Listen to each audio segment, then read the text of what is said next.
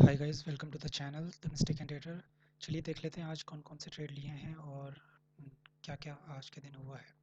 Market जैसे था आज का दिन, थोड़ा चॉपीनेस मार्केट ने बनाई थी मार्केट ने। और एक जो मेरा व्यू था मार्केट का वो ये था कि बिकॉज मार्केट ऑलरेडी एक पॉजिटिव साइन दे चुका था और एक शार्प बाइंग आई थी, तो मेरा साइन ये था कि ठीक है, अगर मार्केट या तो ऊपर के लिए साइड ही जा सकता है दोबारा से, क्योंकि इतनी अच्छी बाइंग आई थी, और या फिर प्राइस एक्शन के बाद एक नीचे भी गिर सकता है, नो डाउट अबाउट इट। तो मैं बस उसी का वेट कर रहा था, तो मार्केट पहले ही गैप डाउन खुल गया था। तो गैप डाउन खुलने के बाद मैंने मार्केट को देखना स्टार्ट किया। मेरा दिन जो स्टार्ट हुआ था वो ऐसा हुआ था कि मैंने 10:40 के आसपास एक ट्रेड लिया था पीई का। वो मैंने क्यों लिया था मैं बता देता हूँ आपको। 5 मिनट के कैंडल के हिसाब से मैंने ट्रेड लिया था।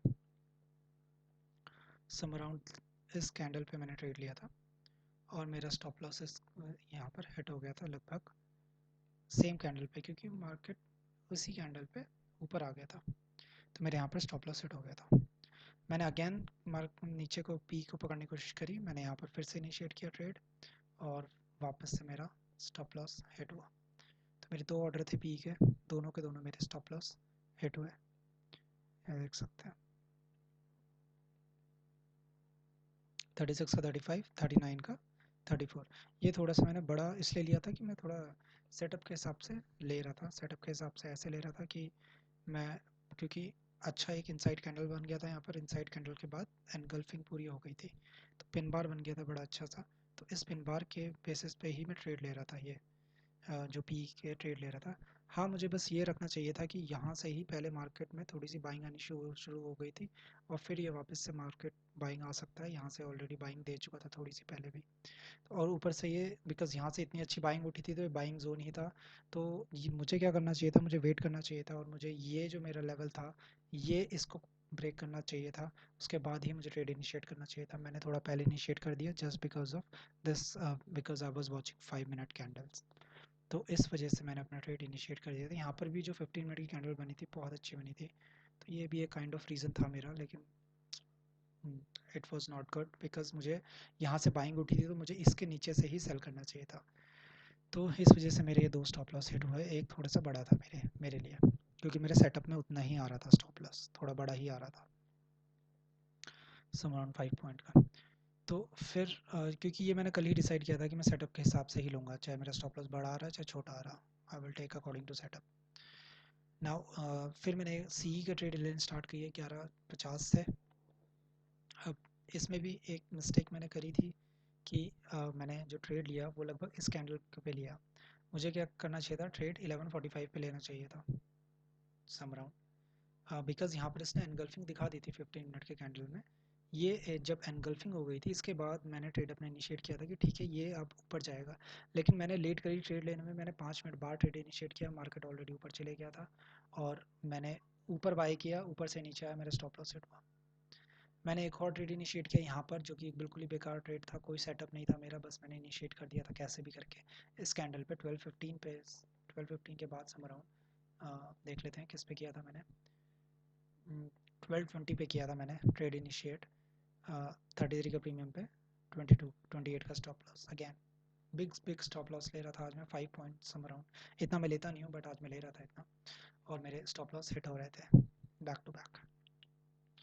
तो जब यहाँ पर भी मेरा स्टॉप लॉस सेट हो गया था, इसके बाद ये जो एंगल्फिंग हुई थी ना, मेरी मिस्टेक ये है कि मैंने इस एंगल्फिंग पे ट्रेड नहीं लिया, मैंने वेट किया। मुझे लगा कि बार बार ये एंगल्फिंग को फॉलो नहीं कर रहा है, लेकिन ये ऑलरेडी टेस्ट कर चुका था एक बार, एनगल्फिंग रिट्रेस हो चुका था because of this pin bar में भी यहाँ पर सेलर थे, इस वजह से आया होगा नीचे। लेकिन सेकंड टाइम जब बना था तो मुझे लेना चाहिए था, यहाँ पर प्रॉपर एनगल्फ हुआ था। और प्रॉब्लम ये थी कि एनगल्फ तो यहाँ पर अच्छा हुआ था, लेकिन अगर मैं प्रीमियम की कैंडल्स में देखूँ तो उसमें अच्छे तरीके से एनगल्फमेंट नहीं था।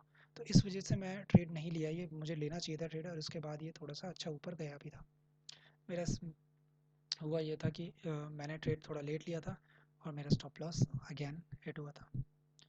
आप देख सकते हैं 13:22, 13:30, मैं बस सी को कोशिश कर रहा था कि कैच कर पाऊँ, लेकिन नहीं हो पा रहा था। नेक्स्ट ट्रेड 2 बजे के आसपास मैंने लिया था, अगेन बिल्कुल ही बिल्कुल ही ऐसे लिया था मैंने कि ठीक है, मतलब आई टेक दिस ट्रेड, बिल्कुल ही छोटे से स्टॉप लॉस के साथ। उस छोटे से स्टॉप लॉस वो भी मेरा हिट हो गया था समर अराउंड इस कैंडल पे लिया था मैंने, बट ये कैंडल नीचे आई थी थोड़ा सा, और मैंने स्टॉप लॉस तो छोटा रखा था, मैंने स्टॉप लॉस बड़ा रखा नहीं था।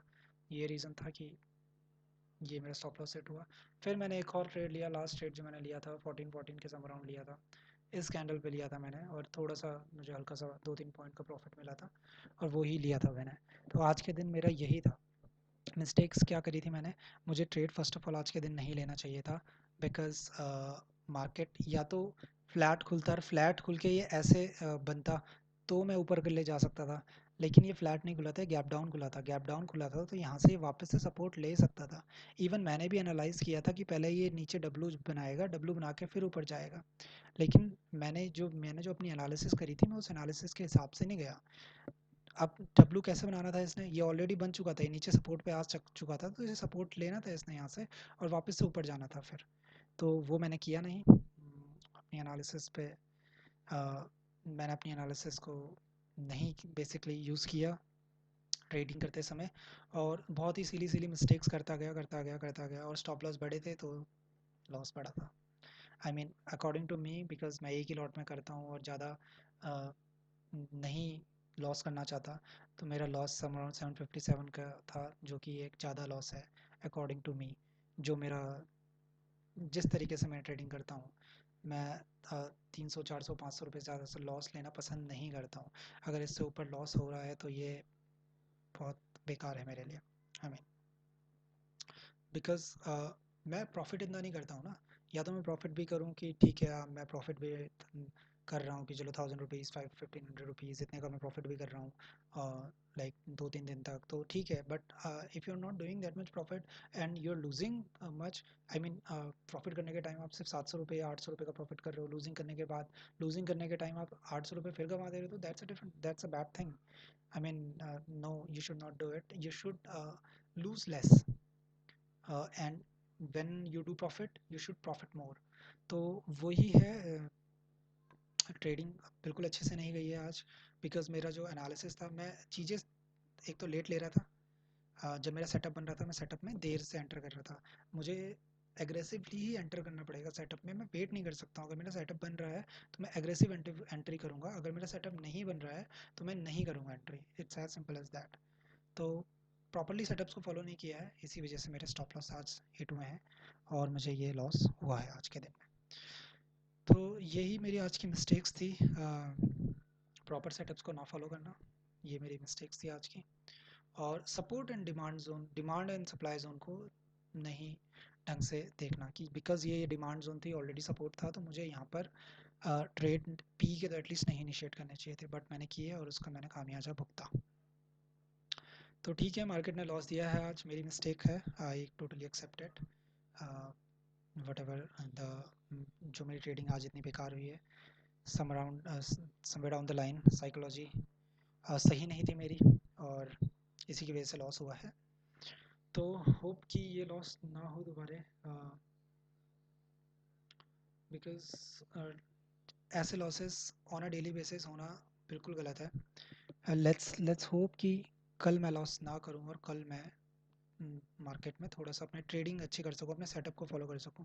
मेरा जो मेन एम है वो यही है कि मैं अपने सेटअप्स को फॉलो कर सकूं, और मैं अपने सेटअप को आज फॉलो नहीं किया, इसी वजह से मुझे थोड़ा सा दुख पे होता ही obviously, but that's a part of trading, sometimes you lose sometimes you win, you have to live with it if you are doing it on a daily basis. तो चलिए ठीक है, लेट्स होप कि कल मार्केट देखते हैं कैसे जाता है। डब्लू लगभग इसने बना के एक पुल बैक भी थोड़ा सा ले लिया है यहाँ से, तो मेरे हिसाब से यहाँ से मार्केट थोड़ा ऊपर जाना चाहिए, या फिर नीचे के साइन देगा तो नीचे को भी लेऊंगा मैं। लेट्स सी कि क्या बनता है कल साइन, क्या पता चॉपी बन जाए, क्योंकि मंथली एक्सपायरी भी है, तो मंथली एक्सपायरी में चॉपीनेस भी आ सकता है मार्केट में। क्या पता यहीं पर ही इसी उस पर चॉपीनेस बना जाए, इस रेंज पे चॉपीनेस बन जाए, या इस रेंज पे चॉपीनेस बन जाए। तो अगर इस रेंज पे बनता है तो फिर तो पी के लिए काफ़ी अच्छा रहेगा, अगर इस रेंज पे बनता है तो मैं सी के लिए ज़्यादा देखूंगा। तो देखते हैं कल क्या बनता है, मार्केट कैसे बिहेव करता है, कैसे कैंडल्स बनती है स्टार्टिंग की, उस हिसाब से मैं अपना ट्रेड को देखूंगा कि मुझे किधर की साइड लेना है। मेरा व्यू अभी भी ऊपर की तरफ ही है, लॉन्ग की तरफ ही मेरा व्यू है। वो इसीलिए है क्योंकि इसने काइंड ऑफ एक डब्ल्यू पैटर्न बना के बनाया है। तो अगर लॉन्ग जाता है तो ऊपर तो यहाँ पर इस लेवल को जरूर रिट्रेस कर सकता है। अगर मैं यहाँ पर बना दूँ इस लेवल को रिट्रेस थोड़ा सा करके ऊपर जा सकता है। तो लेट्स सी, देखते हैं कल क्या होता है मार्केट में, फिर उसके बाद देखेंगे कि क्या ट्रेड मैंने लिया। चलिए, थैंक यू। अगर वीडियो को पसंद आ रहा है तो प्लीज़ वीडियो को लाइक करना मत भूलिए और चैनल को सब्सक्राइब जरूर कर लीजिए। और अगर आपको कुछ सुझाव हैं तो प्लीज़ कमेंट सेक्शन में ज़रूर दीजिए। थैंक यू, धन्यवाद।